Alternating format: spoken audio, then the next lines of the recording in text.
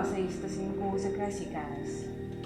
Ja tegelikult ongi nii, et siin maailmas ei saagi ju olla midagi olulisemat ja tähtsamat kui kahekesi koos armastatud inimesed, õlg õla kõrval, säravatel silmadel naeratushuuli, astuda mööda elu.